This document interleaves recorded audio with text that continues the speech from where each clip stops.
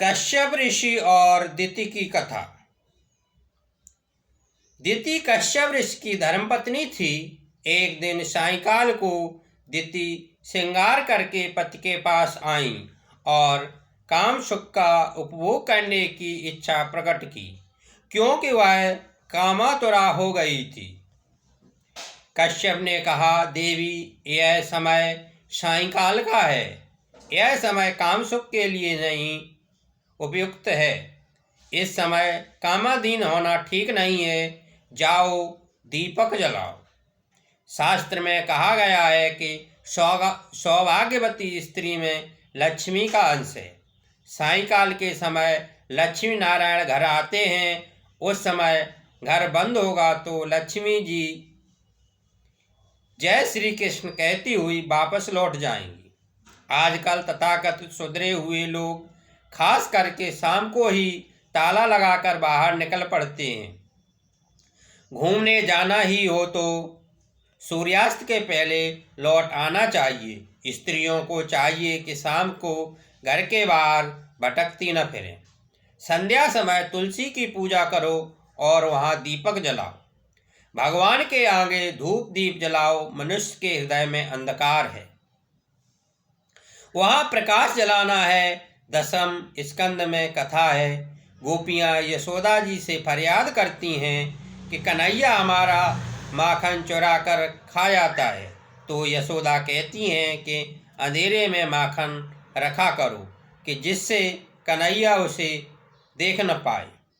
गोपियाँ कहती हैं कि माखन तो अंधेरे में ही रखा था, किंतु कन्हैया के आते ही वहाँ उजियारा छा गया। ईश्वर पर प्रकाशी नहीं है, वह तो स्वयं प्रकाशी है। परमात्मा को दीपक की आवश्यकता नहीं है, दिए की जरूरत तो मानव को है।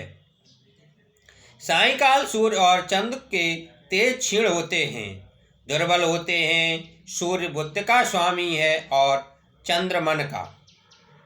मन और बुद्ध के स्वामी सूर्य चंद्र के सायंकाल में दुर्लभ होने के कारण मन और बुद्ध में काम उस समय प्रवेश पा जाता है। काम मन में सांझ की बेला में प्रवेश करता है और रात को प्रकट होता है। संध्या काल में प्रभु के नाम का जप करोगे तो मन में काम का प्रवेश नहीं हो पाएगा। कश्यप ऋषि दिति को समझाते हैं कि भामिनी मान जाओ। भगवान शंकर इस समय जीव मात्र को निहारने के लिए भ्रमण करते हैं, अतः इस समय स्त्री संग करने से शंकर भगवान का अपमान होगा और अपमान के कारण अनर्थ होगा। शंकर भगवान देख लेंगे तो दंड देंगे। भस्मांतम शरीरम, इस शरीर का अंत में तो भस्म ही होगा।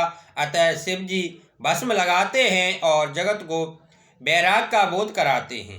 शरीर का अतिशय लालन न करो। हमेशा याद रखो कि इस शरीर को एक न एक दिन शमशान में ही जाना है। गृहस्थाश्रम विलास के लिए नहीं है, किंतु मर्यादा में रहकर विवेक से काम सुख का उपभोग करके काम का विनाश करने के लिए है, वैराग के लिए है। नियम पूर्वक काम के विनाश के लिए यह गृहस्थाश्रम है। काम ऐसा दुष्ट है कि एक बार हृदय में प्रवेश करने के लिए बाद वह बाहर निकलता ही नहीं है। एक बार काम के अंदर प्रविष्ट होने पर तुम्हारा सारा समय सियानापन हवा हो जाएगा।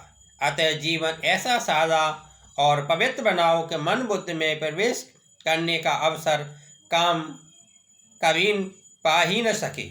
उल्लुओं की एक सभा में प्रस्ताव पास किया गया कि सूर्य नारायण का अस्तित्व है कि नहीं, क्योंकि वे हमें दिखाई नहीं देते। उल्लू सूर्य को देख न सके तो क्या इसका अर्थ यह है कि सूर्य का अस्तित्व ही नहीं है? धर्म में आस्था न रखने वाले, ईश्वर को न मानने वाले इसी उल्लू के बड़े भाई ही हैं। दिति की भेद बुद्धि में से ही इन हिरण्याक्ष और हिरण्यकश्यप का जन्म हुआ है।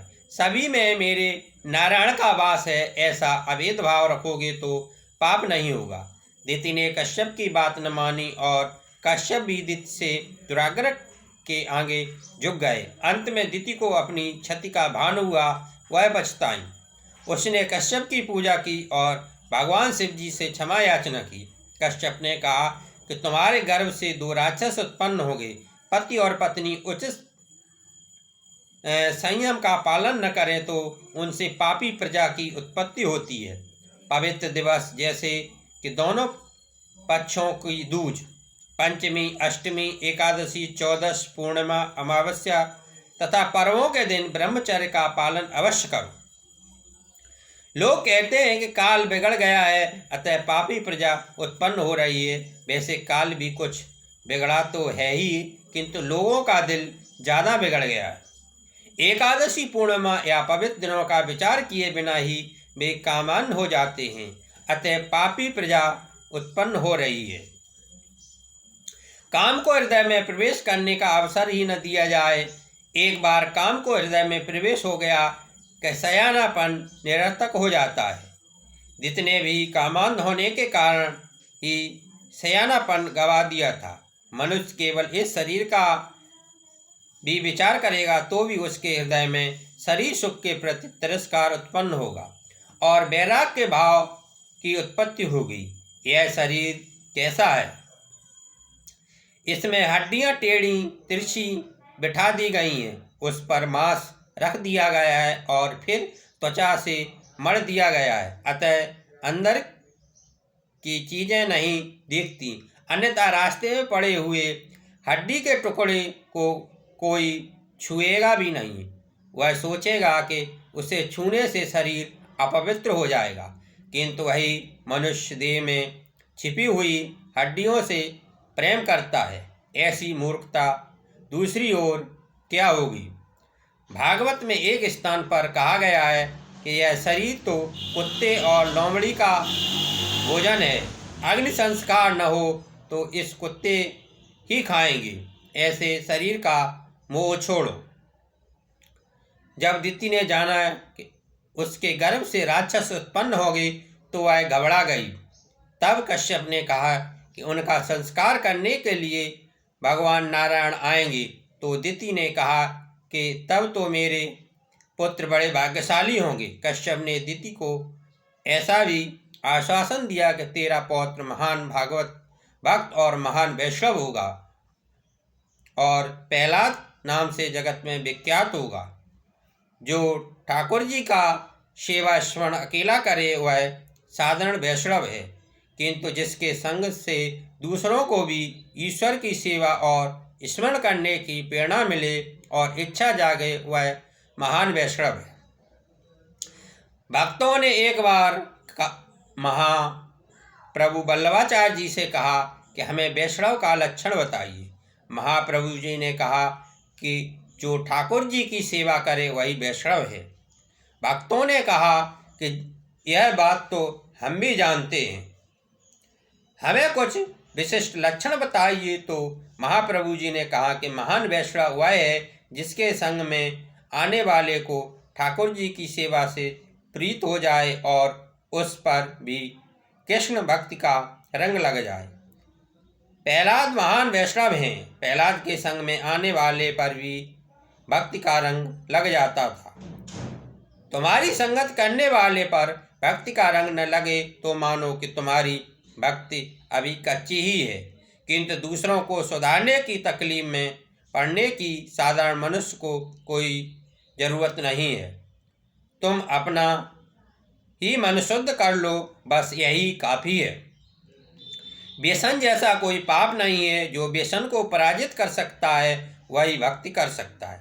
आजकल तो फैशन और व्यसन में ही समय और संपत्ति का व्यय किया जाता है। व्यसन के पीछे पागल बना हुआ व्यक्ति भगवान की सेवा नहीं कर सकता।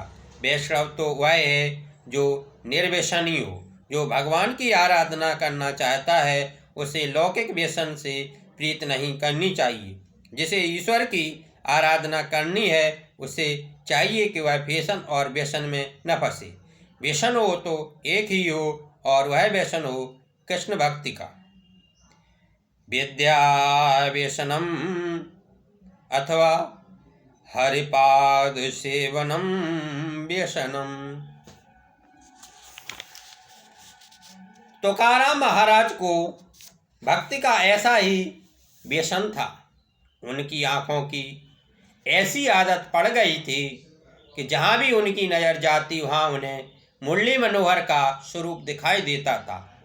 भक्ति व्यसन रूप हो जाएगी तो तुम्हें मुक्ति दिलाएगी।